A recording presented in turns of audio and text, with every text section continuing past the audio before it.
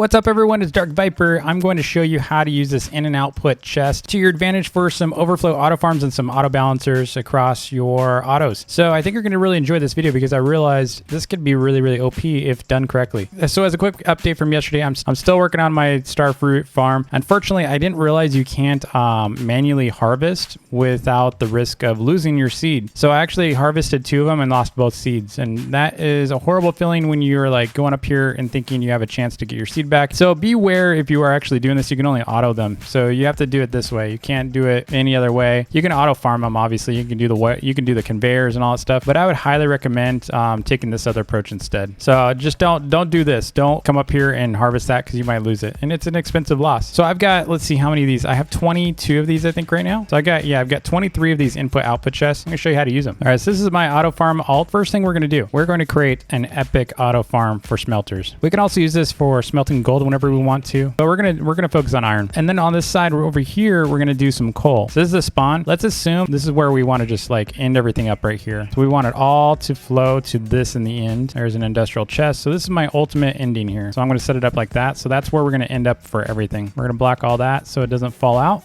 So everything's gonna kind of end up dropping into this. And then from here, we're gonna start setting up our outputs. So that's about right here. So let's switch to sand block, put that there and set that up. So now what's going to happen is we're creating our first waterfall effect. So now we're going to do that again.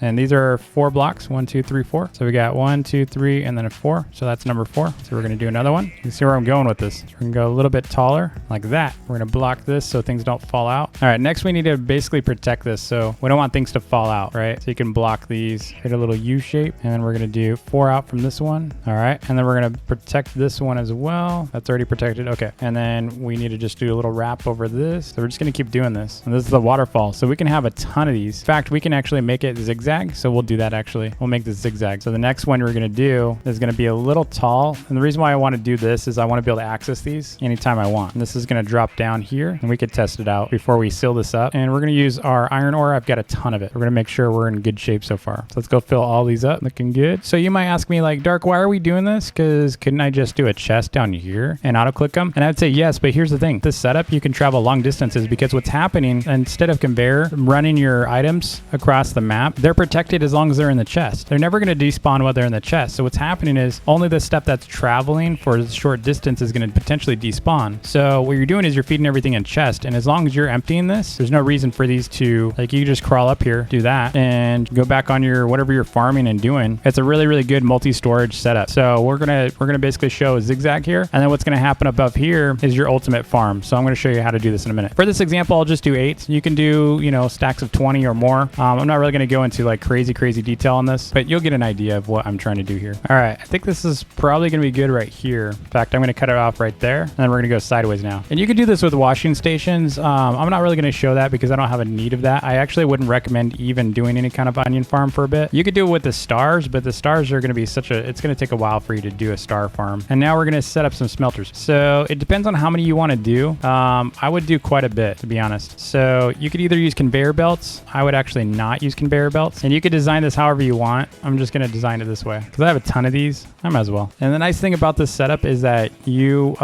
will not have as much despawn happening because of this. This is going to save you from some despawns. I like to create these little borders, these walkways, so that I don't fall off. So we're going to drop it right into here. So let's back that up right to there. Connect another one, another one, another one, and another one. Okay, so we can now fit a lot more of these in here too. So they're all gonna go into the center, and then these are gonna just waterfall down. And here's the cool thing is if you need like an emergency surge of items, here's the big difference here. You're like, Dark, why am I doing this again? You know, most of the time when you go and do an auto farm, you come over here and you got like only 40 that you can do at any given moment. If you've been away doing other stuff and you come over here and you're like, oh man, I only have 40 that I can pull right now. Well, in here, you can pull like 600, you know, or actually it's gonna be a little less than that. You can pull out like 400 of something or 300 of something. It depends on how much you've got a mix of. Okay, so here's my first totem. So each of these are going to go in. So you can double stack these right here, right next to each other, except for this one. You can do this as well. And then whenever they double stack like this, because whenever they connect where the joins are, you can actually fit 2 conveyors. I might need to make some more conveyors here. Jeez.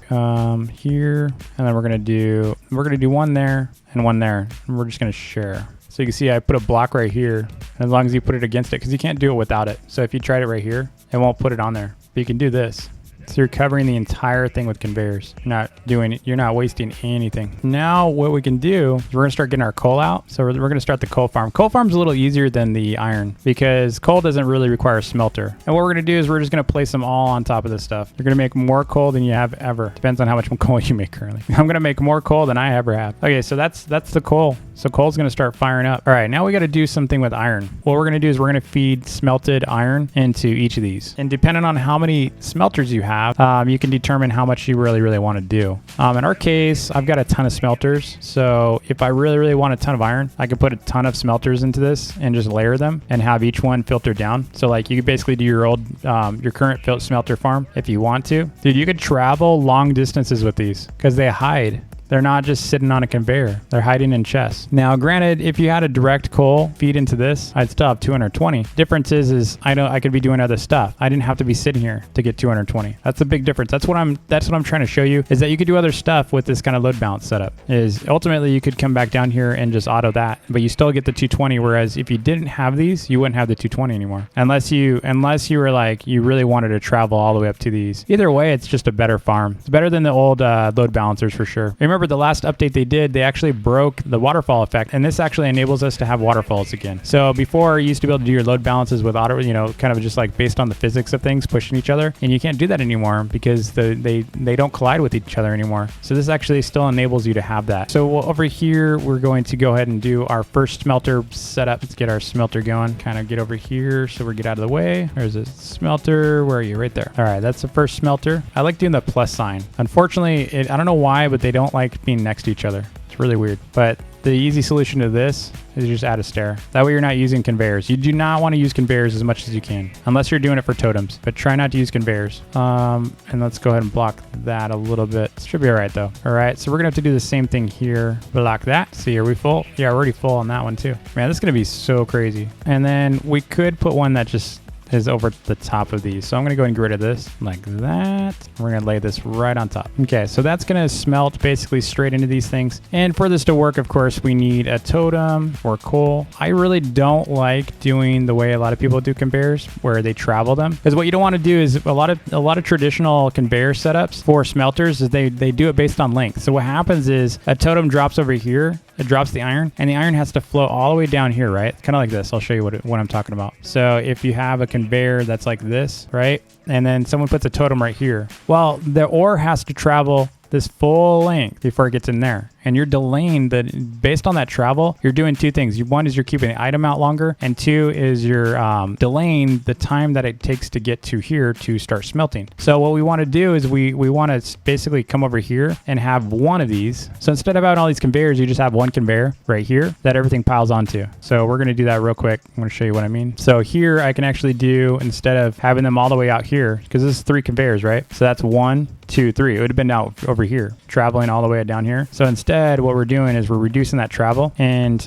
we're going to put things right here. So check this out. So we're getting our iron totems. So you're going to put one right here. You're going to put one right on top of it. You're going to put one right there, one on top of it, there. And we're going to put a coal right in the center so that it powers it. And then we're going to put an iron right here. So essentially what you usually had was all the way out here, right? Look how fast it travels now. You can basically copy the same setup for all of them. Because typically if you had this many, you would have had to have them all stacked. This is just way more. Now you might get stuff like this kind of glitching every now and then, and it's okay if stuff falls out. Okay, so we're gonna do the same over here. Then we're gonna do 1 conveyor out, and then it's gonna be 2, and then it'll go to 3 and to 1, like that. And then we're gonna do the 3, and there's the 2, and then 1. Okay, there's that one. It's pretty much like that. There we go. And we're gonna put our coal. So our coal is gonna go right in the center as usual. So it goes right in the center of each of these. So it goes in first. And then all of our iron's gonna go on the outside and on top. So you can do this however you want. This is just for inspiration. Kind of messed up on this one. So I'm gonna fix that real quick without having to redo it all.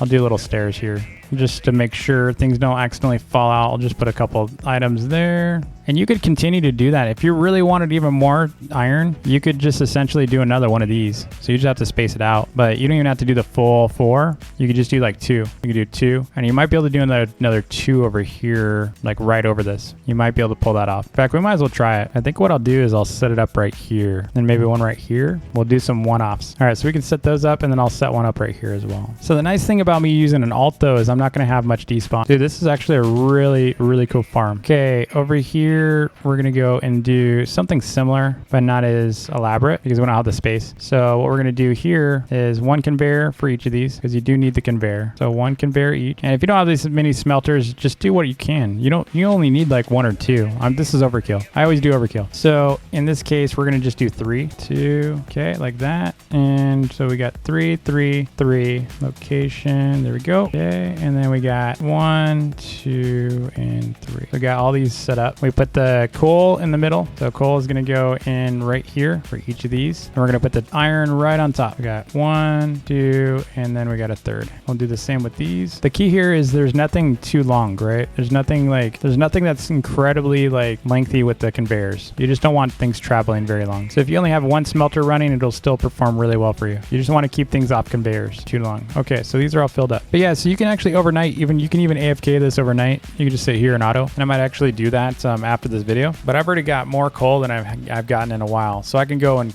create a bunch of coal blocks now. You can see my coal farm's real basic, very simple. Just a bunch of conveyors, and I can make it even crazier like this. So each of these, I can add so much more coal. It's just not necessary, but I can do it. And then what we're gonna watch for is any despawn. If you start getting despawn, you kind of gotta back off on it. You gotta start eliminating. But I don't think we're hitting despawn yet. We might, depend on timers, because when I reload the game, all these are gonna be out in the same timer, so you're gonna probably have to reset it. It's a bummer. There we go. That is a crazy coal farm. I've never seen one like that. So that was a lot of fun to do. You can see my crazy auto farm from here. Again, you got a bunch of smelters over there, and you got the coal farm here, and they converge. So the nice thing about this for me though is anytime I need to build make conveyors or anything like that, I could basically come in here and just farm this for a bit. So I can come up here, grab stuff, and bug out, or I can have this loaded for a while, and I could be doing other things, and I can come over here and be like, okay, I got a farm, and then I'd be like, well, I need some more stuff. So then I could just kind of start going up the line. So if I need like 500 of these, I can go through. Now if you don't want any iron or anything anymore, you could just cut it off over here, go in here and block it. But yeah, you could just basically block it up, and you can just stop it up, and you won't get any more iron inside your feed.